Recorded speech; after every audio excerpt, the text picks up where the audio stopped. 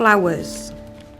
Neil lived with his parents up till age 13, when his mother died from lung cancer. They both had good jobs. We had a nice home, 2 cars, it was a normal upbringing. The school was okay till then, but I had 18 months out of school after my mum died. I was a mess, devastated, lying in bed all day, crying. Neil then moved into his grandmother's, as his father did not take over after the death of his mother.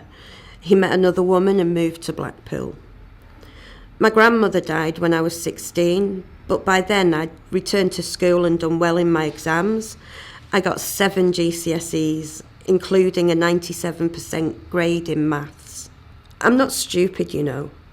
When my grandmother died, my father turned up the next day and wanted me out of the house so he could sell it.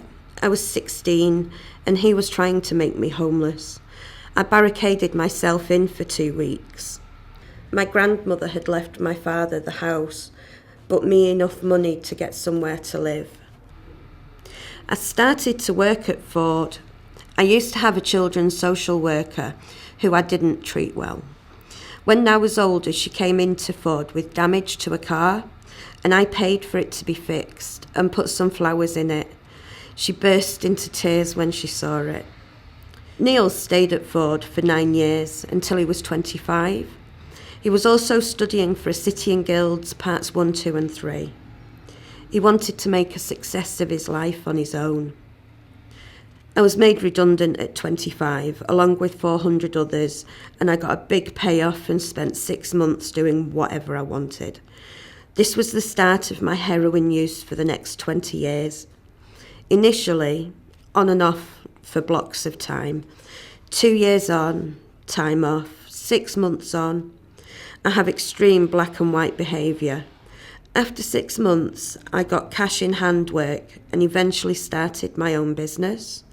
That way, I thought I couldn't be made redundant again. Unfortunately, Neil lost his own business. At this point, he also went through a relationship breakdown and Neil found himself homeless. I was on the streets, begging every day, no benefits and using a lot of heroin. But I wasn't offending. I was street homeless for a long time, I think nearly 2 years. No one would accept me with my dog. We had been together for 9 years. He was the only thing I had. There was no way I was going to leave him. I still had some contact with my ex-partner, who I had been in a relationship with for 9 years. And my daughter, I used to have to hide as I didn't want to embarrass her, but she knew I was homeless. She once told me that she didn't care about being given money by me. She just wanted me to be okay again. That made me cry, you know. Neil struggled to work with services to receive help. His health suffered from being on the streets and he spent time in hospital. There was a lot of frustration. It felt like constantly banging your head against a brick wall. The services could bend the rules, but they won't. They did in the end because I wouldn't budge. But it took me 2 years to do it, and nearly dying of sepsis in the street until they housed me. People judge you as not helping yourself unless you are willing to comply to their rules. Neil has been receiving support from Fulfilling Lives to help in his recovery. What I liked about Fulfilling Lives was that there are less clients, so you could spend more time with each person. Even when I messed about and wasn't ready, we never cut each other out.